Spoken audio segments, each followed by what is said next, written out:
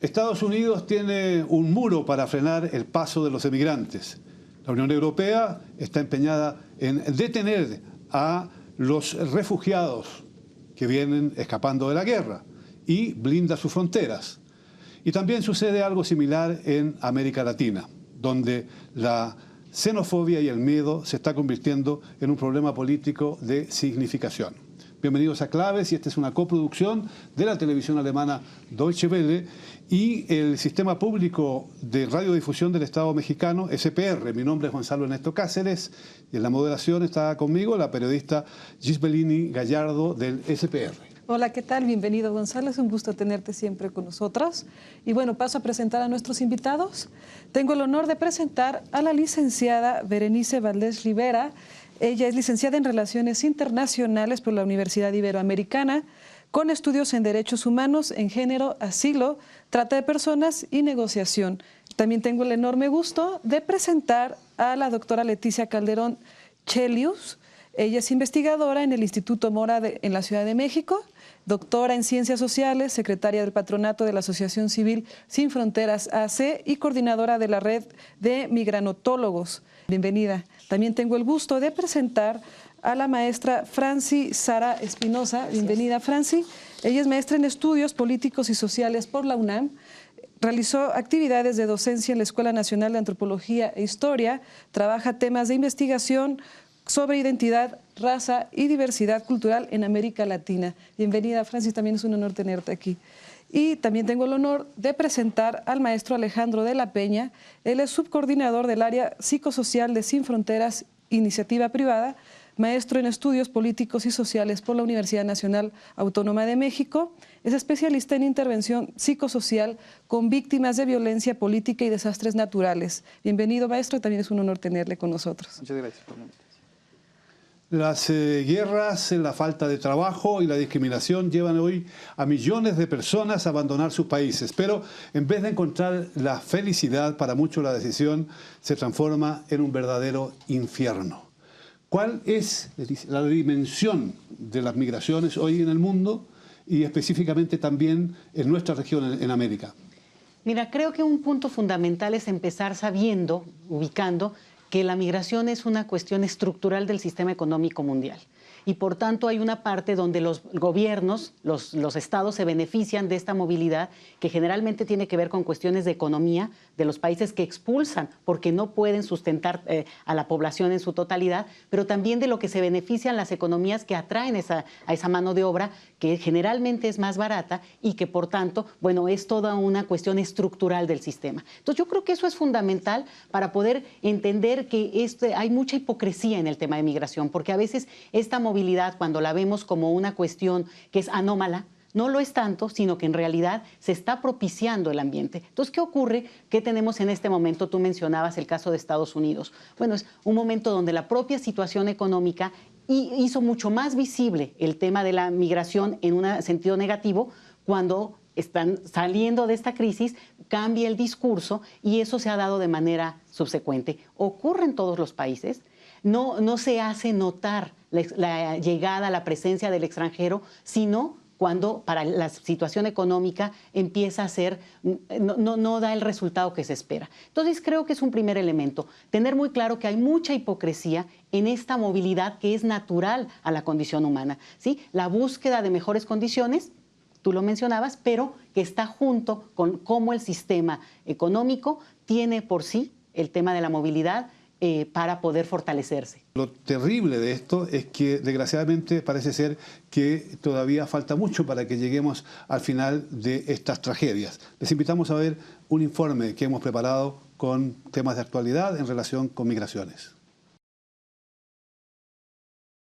Desde el Mediterráneo a las costas de Malasia, desde América del Sur hacia Estados Unidos, los viajes caracterizados por altos niveles de peligro y dolor de los migrantes están reconfigurando la geopolítica internacional. La ONU estimó en 2013 232 millones de migrantes internacionales. En 2015, México deportó 150,000 inmigrantes de Guatemala, Honduras y El Salvador. Entre 2009 y 2014, 870,000 mexicanos salieron hacia Estados Unidos. En los primeros 9 meses de 2015, los gobiernos de la Unión Europea recibieron más de 1 millón de solicitudes de asilo.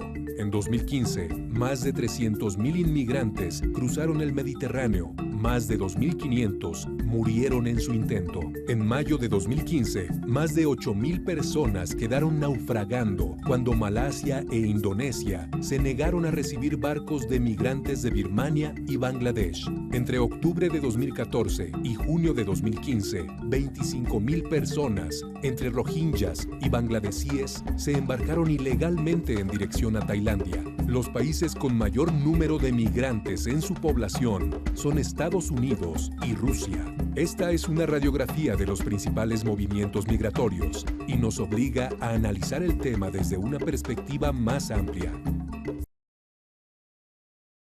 Y bueno, como vimos, cada vez se incrementan más los movimientos migratorios. Pero ¿por qué al mismo tiempo disminuye la solidaridad? ¿Qué es lo que ocurre al respecto? Bueno, primero me gustaría decir que la migración es natural, existe, es un derecho y es histórico. Y hay relaciones históricas entre pueblos. No es malo. Lo que no se está adecuando a la movilidad humana son las políticas restrictivas gubernamentales, ¿no? Y lo que está disminuyendo, lo que está afectando son estas políticas y estos controles migratorios y el poner en el mismo plano la seguridad nacional y la migración, cuando no debería ser así. Entonces, por otro lado, se dan mensajes, ¿no? Pues xenófobos a la población, ¿no? Un ejemplo es la detención migratoria. Si no existiera detención migratoria, la xenofobia contra la población migrante mixta, refugiados, solicitantes de asilo, migrantes, disminuiría, porque el mensaje que se le está dando es: esta población está haciendo algo malo, por eso la estoy deteniendo. Y lo que estamos viendo es que todos esos mensajes, ¿no?, en donde por un lado estas políticas afectan y por otro lado en lo nacional se empieza a elevar este espíritu nacionalista, donde tenemos líderes políticos o candidatos a presidencias, ¿no?, que están dando mensajes xenófobos. Yo creo que hay que considerar que una característica actual de las migraciones es que están basadas en el despojo de medios de vida, en el despojo de los derechos, y cuando llegan los migrantes a los nuevos países, depende los recursos con los que cuenten, cómo pueden enfrentar estos retos, ¿no? ¿Cuáles han sido las circunstancias, principalmente lo que ha generado actualmente también esta movilización migratoria hacia México? México tiene más personas viviendo fuera del país. Entonces es un país con mucha experiencia en términos de población que vive fuera. Pero realmente históricamente hemos tenido siempre poca población extranjera, muy ubicada por esto que mencionaban ahora de la xenofobia y la xenofilia, ¿no?, que es el otro factor que tendría que ver con una apreciación desde cuestiones de origen. A lo mejor ahí tendríamos que irnos a la cuestión del dominio europeo del planeta, ¿no?, hace más de 3, 4 siglos en este sentido, que ahí estaría este origen, ¿no? Nacionalidades que quedan prestigiadas respecto a otras que están desprestigiadas en este imaginario. Entonces, lo que tú señalas es bien interesante, porque México se percibe, y ahí también, como que está viniendo mucha gente. No, a México no está viniendo mucha gente. La estadística lo que demuestra es que cada vez están pasando más personas por nuestro país que vienen huyendo principalmente de la situación muy dura que están viviendo por cuestiones de violencia cotidiana, pero también prácticamente de resultado de lo que es el golpe de Estado en Honduras, por ejemplo, e incluso cuestiones climatológicas. Entonces pasan por México, y pasan por México con la intención de llegar a Estados Unidos, que es el país más rico del planeta y que justamente presenta un discurso de ser los mejores del mundo. ¿Quién no va a querer ir al mejor país del mundo si ellos mismos se venden como tales? Entonces, lo interesante es que ese cruce, ese tránsito migratorio, se ve en la opinión pública como una invasión. Y ahí es donde, cuando se señalan las oleadas, los mares de migrantes, se presta un imaginario que no es totalmente cierto. Ahora, lo interesante es que tú añades, ¿no?, otros flujos que, claro, son crisis de las que, como yo comentaba, que es una cuestión estructural. Lo que está pasando ahora es que con un mundo más interconectado acabamos siendo parte responsables todos, de una crisis, por ejemplo, en el caso de los haitianos que ahora están llegando a nuestro país hace 2, 3 meses, de manera más visible. Están llegando desde hace mucho tiempo, están cruzando por el país, rumbo a Estados Unidos. Pero lo que pasa es que muchos de estos que vienen por el terremoto de Haití en el 2010 fueron a Brasil. En Brasil hoy hay una crisis. Claro. Y lo que pasa en países como México es que esa crisis es muy lejana, a nosotros no nos afecta. ¿Qué situación viven estas personas que pasan por México? Siendo México un país que tiene tantos emigrantes que viven en Estados Unidos y fuera de Estados Unidos, ¿cómo trata México a quienes emigra de paso por este país? ¿Cuál es la realidad de estas personas? ¿Y qué solidaridad reciben? A mí me gustaría primero decir que tiene que ver, es diferente dependiendo del país, la región donde vengas, pero también es diferente si eres hombre o mujer. También es diferente si eres transexual o heterosexual. Hay mucha población joven transexual centroamericana que está migrando por persecución, por diversidad sexual, ¿no? De acuerdo. Hay población, entonces es muy diverso. Y el recibimiento que se hace aquí es por parte de la sociedad civil organizada. Hay albergues, hay organizaciones de la sociedad civil como las que estamos aquí y otras, ¿no? Que ya hay toda una red de apoyo que está haciendo esa política ausente que no implementa el gobierno, ¿no? Política de derechos humanos, que ahorita se está hablando en Naciones Unidas justamente por primera vez en la vida, ¿no? El tema migratorio es un tema en Naciones Unidas. Entonces, en México lo que se recibe, hay una violencia estructural, que son otros de los motivos por los que se migra, y esa violencia estructural está muy visible en la migración. Hay toda una economía del crimen organizado a partir de las poblaciones migrantes, hombres, mujeres, niñas, adolescentes, ¿no? Que vienen por México. Hay diferentes rutas, no solamente es la ruta del tren que principalmente los hombres tienen, que es la ruta más peligrosa porque es donde están los cárteles, es donde hay secuestros, hay torturas masivas, ¿no? Con consentimiento o con omisión de la autoridad. Y eso se convierte en una cuestión política que también impacta hacia los flujos migratorios. Por ejemplo, en América Latina fue muy evidente, por ejemplo, el flujo migratorio que hasta la fecha existe en el caso de Cuba, ¿no? Que particularmente la política incidía, ¿no? en el tema migratorio. Pero actualmente también tenemos el caso de Venezuela, por ejemplo, por mencionar algunos. ¿Qué opinas entre esta incidencia política entre la migración? Los momentos políticos o las incidencias políticas tienen mucho que ver con la migración. Y hay que decir, has colocado el caso de Venezuela, que es un caso en donde las personas venezolanas están migrando, los ciudadanos están migrando en América Latina y no son muy bien vistos. En cierto momento, como sucedió en Colombia, la guerra y el conflicto interno, o llamémoslo el conflicto interno que teníamos, generó mucho desplazamiento a nivel de muchos países de América Latina y a nivel de Estados Unidos también. Entonces, cuando llegábamos a los lugares no éramos bien vistos, entonces éramos asociados a las cargas negativas y sufríamos, por así decirlo, una violencia simbólica. Entonces, así como le sucede a los venezolanos, ¿no? Y hay estereotipos, estigmas, y también tenemos que tener en cuenta los arquetipos que hay hacia las personas que están migrando. ¿Cuál es la situación de la migración en América Latina? ¿Es hoy día un fenómeno masivo, cada vez más masivo? ¿O se mantiene a niveles del pasado? Da la impresión de que son cada vez mucho más. Okay. En Sin Frontera, que llevamos 20 años trabajando con este tema, nos hemos dado cuenta que no solamente es el número, sino la diversidad de los perfiles involucrados, ¿no? Por ejemplo, en términos de la migración que llega a México, encontramos tanto al típico migrante que nos imaginamos, ¿no? que empobrecido, que sale para buscar un trabajo, ganar en dólares, así como a las personas con un alto nivel de estudios que vienen a la Ciudad de México a hacer un doctorado, a hacer una maestría, o por ejemplo, yo tengo referencia de una migración muy interesante de médicos bolivianos que vienen a estudiar a las instituciones mexicanas, que a su vez fueron empujados a salir por la migración de médicos venezolanos que se van a Bolivia, que a su vez fueron empujados por médicos cubanos que llegaron a Venezuela. Entonces, se hace un panorama sumamente complejo en el cual hay perfiles diferenciados, como Berenice bien señalaba, incluso en términos de orientación sexual, de edad, que enfrentan retos diferenciados, para los cuales la única respuesta que encuentran en la mayoría de los países es una respuesta basada en el control de las migraciones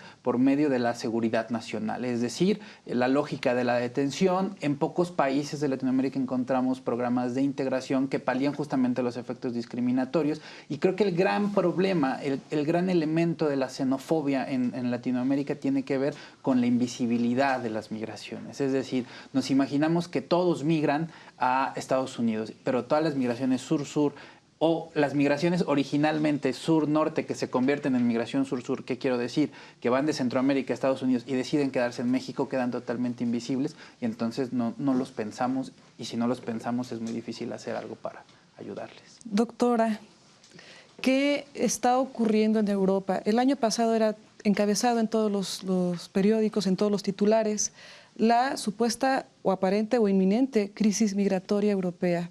Uno, ¿es crisis de migrantes o crisis de refugiados? ¿Está la crisis o está súper exagerada, ¿no?, por los medios de comunicación y, por supuesto, por algunos gobiernos? ¿Qué es lo que está ocurriendo en Europa? Mira, se menciona un tema que es central, esta idea del migrante. Cuando hacemos esta separación por el migrante pobre y el migrante con ciertos recursos, ahí también ocultamos parte del fenómeno, porque es migrante cualquiera que, digamos, transita de un país a otro en términos de migración internacional, y eso es parte de lo que también a veces oculta que el problema también es muy clasista. También tiene que ver con que sectores pobres son los que más sufren en este proceso migratorio. Entonces, con la crisis en Europa es claro esto. Mucho de las personas que están llegando, sobre todo a países como Alemania, han tenido una buena recepción, específicamente que tienen profesiones que son deseables en estos países.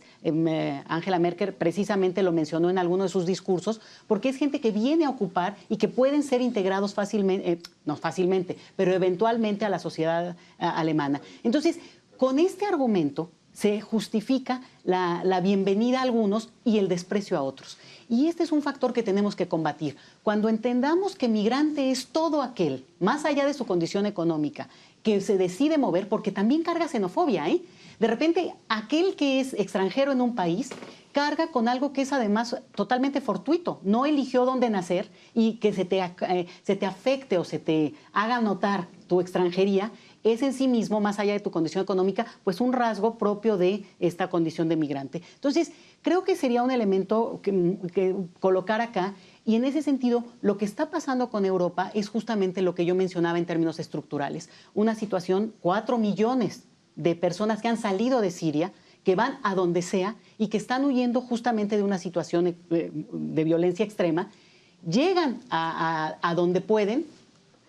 Pero lo que también estamos viendo es cómo se están perpetrando muchos de estos estados. Ahora, ojo con un dato, y nada más lo cierro con esto, el tema de la solidaridad. Yo creo que no hemos visto nunca en la historia de la humanidad un nivel de solidaridad como el que estamos viendo, de xenofobia y de solidaridad. En México es clarísimo. No, realmente es interesante, porque justo como es mucho más visible el proceso, también nos apela. Digo, no en una cuestión como los que quisiéramos que fuera mucho más, pero es interesante verlo. También la gente es más consciente de que puede ser migrante, de que la situación de violencia o económica puede llevar a cualquiera en el planeta a decidir migrar, y por tanto hay como un discurso que es complejo, pero que hace que también, mientras hay una xenofobia, que claramente es responsabilidad de los estados, también hay muestras de solidaridad interesantes, y también algunas que no lo son, ¿no? Entonces, creo que en el caso europeo habría que verlo en ese sentido. Una crisis porque explota, digamos, ¿no? Porque se da en un contexto, pero producto de un proceso mucho más largo que también explica cómo han ido respondiendo cada uno de estos países. Un proceso mucho más largo, y eso nos indica que no se trata de una crisis que cayó del cielo, sino que hay una serie de factores que contribuyeron a tener una situación muy complicada en este momento en Europa, con mucha xenofobia, con el fortalecimiento de grupos ultraderechistas incluso, que están atentando contra la democracia en definitiva, o que buscan un quiebre democrático. Pero antes de seguir con esta conversación en ese sentido, quisiéramos presentarles una entrevista que realizamos con la doctora Lorena Ruano, investigadora del Centro de Docencia Económica CIDE, en relación con el tema de las migraciones precisamente en Europa.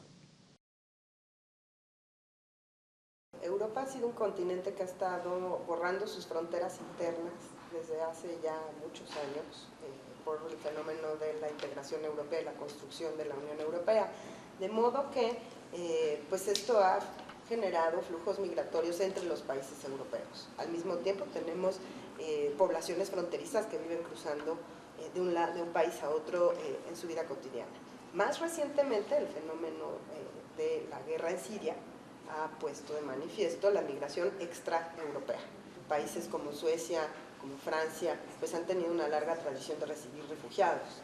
Entonces, yo no diría que ha sido una política xenófoba, lo que vemos más bien son partidos, grupos que están en contra de esta política que en general es bastante liberal. De hecho, quitar las fronteras internas entre países europeos pues es bastante liberal. Lo que pasa es que esto ha generado una reacción por parte de diversos grupos y partidos políticos, que además se han visto enfrentados o están explotando un sentimiento de desesperanza, digamos, por parte de mucha gente que además por la crisis económica que inició en 2008 y que se ha estado prolongando hasta ahora, pues han perdido, digamos, que nivel de vida. ¿Qué papel tiene la Unión Europea en esto? Por un lado, bueno, pues se ha tratado de reforzar la frontera externa común con refuerzos tanto de la patrulla, digamos, marítima como, digamos, policía fronteriza en los Balcanes y por otro lado, bueno, pues crear lo que se conoce como hotspots, sobre todo en algunas islas griegas, para ayudar a procesar más rápidamente las solicitudes. Entonces, bueno, pues son problemas multidimensionales súper complejos, que no se van a ir. Las causas de la migración son enormes, hay miles de causas por las cuales uno puede decidir irse de su país. Ciertamente quien se va, pues lo piensa antes de salir corriendo. Y bueno, pues es un fenómeno con el que vamos a tener que lidiar cada vez más. El problema se vuelve cada vez más difícil y cada vez más complejo. Podemos decir que hay menos emigrantes, pero sin duda alguna no estamos contando la verdad. Podemos decir que hay solidaridad, pero también, de nuevo, no estamos contando la verdad. La realidad es mucho más dura que todo eso. ¿Cuál es el papel que están jugando hoy día los organismos internacionales en relación con este tema? Me refiero más concretamente a las Naciones Unidas. ¿Es posible redefinir las líneas de las Naciones Unidas en función de las migraciones? Las Naciones Unidas tienen una organización dedicada a eso. La experiencia de estos días no obligaría a tener una nueva visión y a conseguir que los países piensen y den una nueva dimensión al tema de las migraciones y a las soluciones que tienen que ser colectivas? No, yo creo que justamente hacia allá está apuntando y la presión está viniendo de los propios países que en todos los casos son expulsores de tránsito y de inmigración, ¿eh? O sea, aquí no hay ningún país que se escape de no ser a su vez expulsor y receptor de migrantes. Entonces, yo creo que los organismos, principalmente Naciones Unidas, que en este tema había estado como más opaco, está tomándolo. Vamos a ver ahora cómo se va perfilando en la nueva dirección. Pero lo interesante es que también al interior de los propios países se está dando una suerte, en América Latina es clarísimo, ahora se está discutiendo en Argentina una nueva propuesta para hacer centros de detención, justamente estas semanas. Y hay una respuesta a nivel de todo el continente, de las organizaciones que trabajan en estos temas, para hacer eco de lo que no se puede permitir en un país porque va en cascada.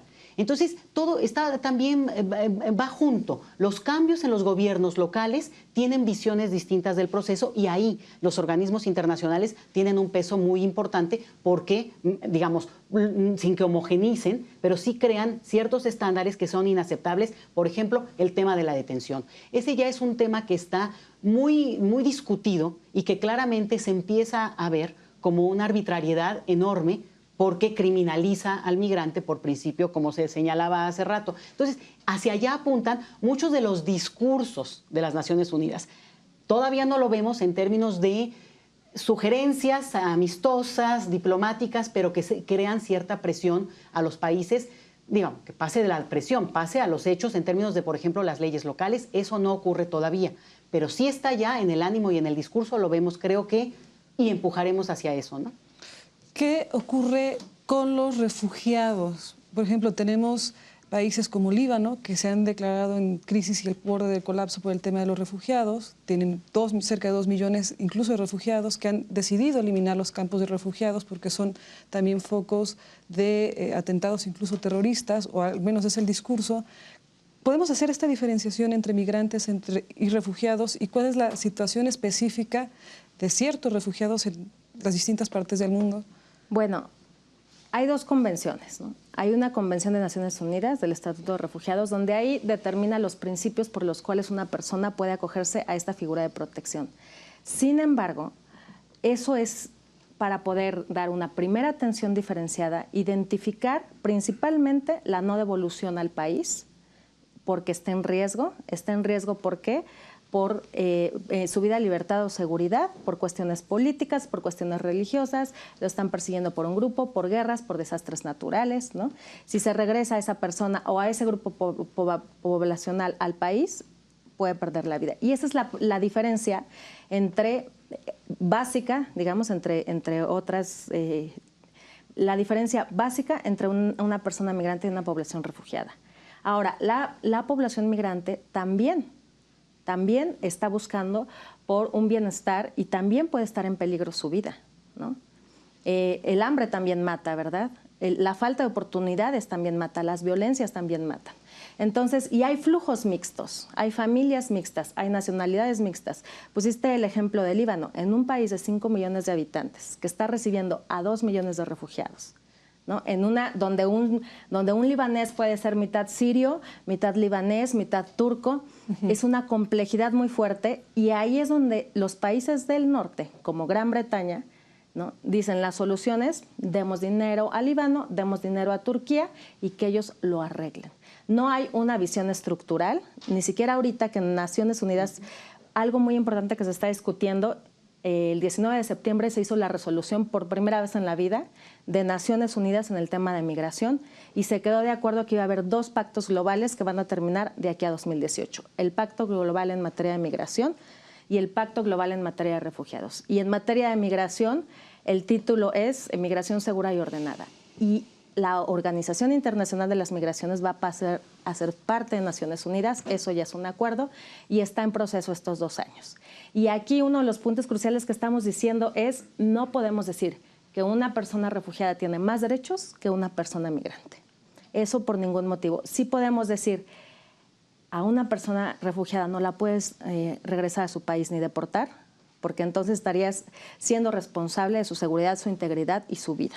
Y además hay que tener en cuenta que muchos inmigrantes son víctimas de situaciones que ellos no crearon. Las guerras, por ejemplo. No han sido los inmigrantes quienes han creado las guerras, sino que intereses económicos y políticos y de intereses de países. Y también es una situación que se repite al interior de las naciones, el caso de América Latina. Los millones de refugiados que existen en Colombia, por ejemplo, viven una falta de solidaridad enorme desde hace mucho tiempo y en condiciones bastante miserables alrededor de grandes ciudades como Bogotá. ¿Por qué? Y ahí descubrimos quizás que la falta de solidaridad con los refugiados que vienen desde otros países es la misma cuando se trata de los propios nacionales. Bueno, cuando hablamos de los casos nacionales estamos hablando de un desplazamiento interno, primero. Entonces, todas esas personas que se encuentran a los lados de los cordones de Bogotá y de ciudades como Cartagena, en barrios como Ciudad Bolívar o como Nelson Mandela, encuentran una desprotección. Aunque hay una ley nacional y hay un gran avance y la legislación colombiana tiene una ley muy clara y hay organismos nacionales e internacionales que lo están apoyando, no quiere decir que nosotros nos hagamos de la vista gorda y no apoyemos a esas personas y seamos solidarios. ¿Por qué? Porque también ellos no pueden regresar muchas veces a sus zonas de origen, a sus departamentos, porque están en medio de un conflicto o porque han recibido amenazas. Entonces aquí lo que tenemos es ya otro problema cuando estamos hablando de desplazamiento interno, que es una distinción que debe ser totalmente... Pero son refugiados, están refugiados allí porque si no tienen refugio seguirían amenazados por la muerte. No, pero es que debe haber una distinción y la distinción está en la legislación. ¿Qué es el refugiado y qué es el desplazado interno? El desplazado interno mantiene dentro del territorio nacional y el refugiado lo tenemos fuera del territorio territorio nacional. Entonces estamos hablando de dos condiciones diferentes. Esto no quiere decir que no estén migrando, por así decirlo, si usted quiere utilizar el concepto, dentro de su mismo territorio. Pero legalmente, en la legislación internacional, es un desplazado interno, no un refugiado. Es que cuando estamos hablando de ir hacia una nueva legislación, hay que tener en cuenta que la migración, este problema, no es el único que vamos a tener en América Latina. Hay situaciones que son muy complejas en todas partes. Cuando hablamos, por ejemplo, de la situación entre dominicanos y haitianos, por ejemplo. Entonces nos vamos encontrando que evidentemente hay un complejo legal muy amplio que es necesario tomarlo de alguna manera y considerarlo, porque tengo la impresión, no sé cuál es la impresión suya, que el tema de la migración es lejos, desgraciadamente lejos de ser un problema de corto plazo, va a ser un problema de grande plazo, global, a nivel internacional y regional y nacional. Así es estructural y es que hay que ver qué lo causa, ¿no? Los desplazamientos, muchas veces los desplazamientos internos y la población refugiada lo causa justamente el que lleguen a invadir un territorio y saquen a la gente en ciertas condiciones. Muchas veces los desplazados internos se convierten después en refugiados, ¿no? Entonces, ¿qué está causando todo esto?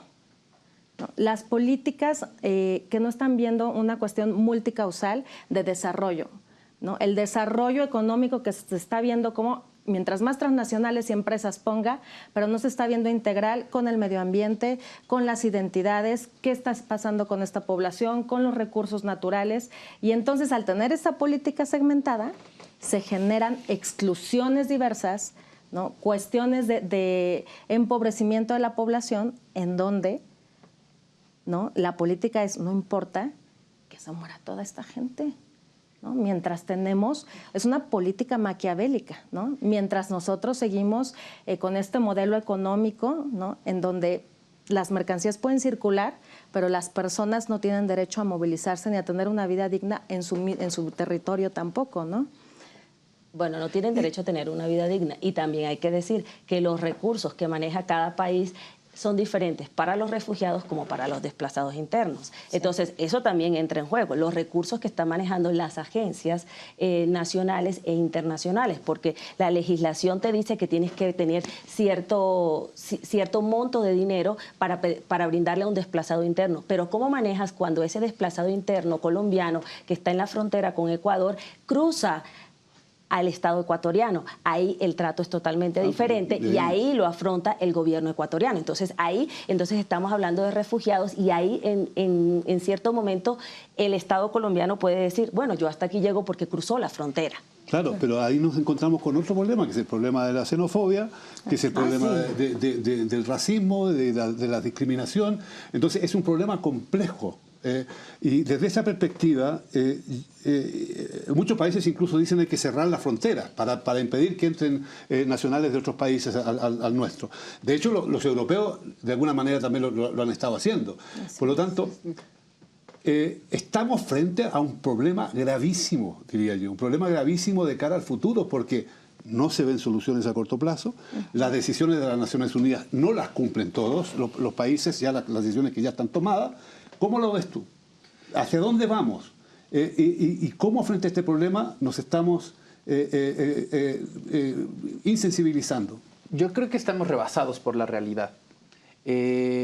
México es un ejemplo muy claro de todas estas formas tan diversas que ha adoptado la movilidad de las personas, ¿no? Porque aquí tenemos gente que sale del país, gente que llega al país, gente que pasa por el país, gente que se mueve internamente por cuestiones económicas o por cuestiones de violencia, y además aquellos que vienen de regreso de haber estado 20, 30 años fuera del país. Y las políticas que tenemos son las mismas políticas de hace 30, 40 años que se basan en cerrar fronteras, en detener gente, y no alcanza para esta nueva realidad. Es una realidad en donde tenemos una gran cantidad de gente que se mueve por motivos muy diversos, pero que además son diversos, pero todos están marcados por cuestiones, creo que de carencia económica en muchos casos, o carencias de desarrollo personal en sus países de origen, y de violencia. O sea, los entornos de violencia, por lo menos en Latinoamérica, y de los migrantes que llegan a Europa, me parece que es una constante a la cual no le estamos dando la atención necesaria. Estamos respondiendo con políticas de cerremos fronteras, detengamos gente, que lo que hace es tal vez perpetuar esta estas violencias y estos despojos de los que ya fueron víctimas al salir, y nos enfrenta al problema de ser creativos ahora. ¿Qué vamos a hacer con esto? La gente va a seguir moviéndose. Nosotros vamos a seguir con la misma política de hace 30 años. Va a colapsar el asunto y creo que ya está colapsando, ¿no? Y luego también impacta de manera muy fuerte en las cuestiones nacionales y de identidad. Por ejemplo, el fenómeno que está ocurriendo en Europa, incluso también en América Latina, con el tema de las religiones, que incluso ha llegado también a una cuestión de confrontación y de un fuerte discurso político por parte de ambas partes. El tema del Islam, el tema del cristianismo, se habla el día de hoy que Europa está por dejar de ser cristiana y pasar al Islam, y cómo está impactando esto y cómo también confronta y genera también temas de xenofobia, racismo, discriminación, incluso por ambas partes. Sí, bueno, y además justamente es pensar que la identidad no es una cuestión fija, sino que se va modificando y que esta presencia masiva, ¿no? Tal vez no individual, pero masiva, implica cambios. Y en el fondo también, además de lo estructural en términos económicos, hay un factor demográfico a nivel mundial que es parte del proceso. Entonces, cuando decimos esto es imparable, así es. Esto es una condición sine qua non de nuestro mundo contemporáneo, y justamente frente a esto y para amortiguar un tanto esta migración con un extremo dolor, los estados sí pueden y sí tienen condiciones para responder. Por ejemplo, en el caso de México, México no tenía, y de hecho es muy, muy reciente, la figura de desplazado interno.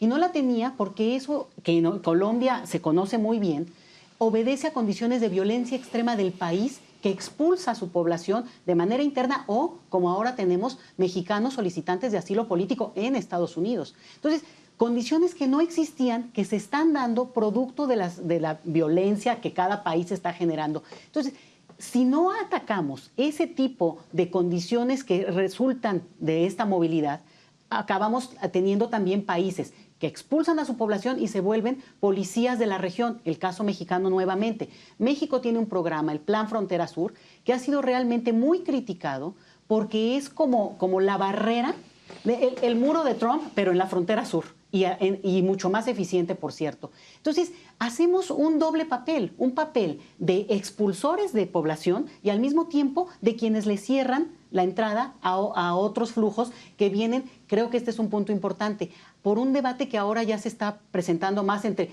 si es refugio, la categoría jurídica, ¿no? O sea, y claro, es muy importante la categoría jurídica porque de eso depende cómo te va a albergar cada estado. Pero al mismo tiempo, lo que en el fondo está es que todas las migraciones, incluso en muchas ocasiones las aparentemente privilegiadas, tienen una condición de haber sido forzadas, porque no encontraban condiciones, incluso lo digo, en sectores de alta profesionalización, encuentran mejores condiciones, y eso puede implicar no este nivel de drama, pero sí de haber sido migraciones forzadas por esta búsqueda. Entonces, creo que estamos en un cambio de paradigma fundamental.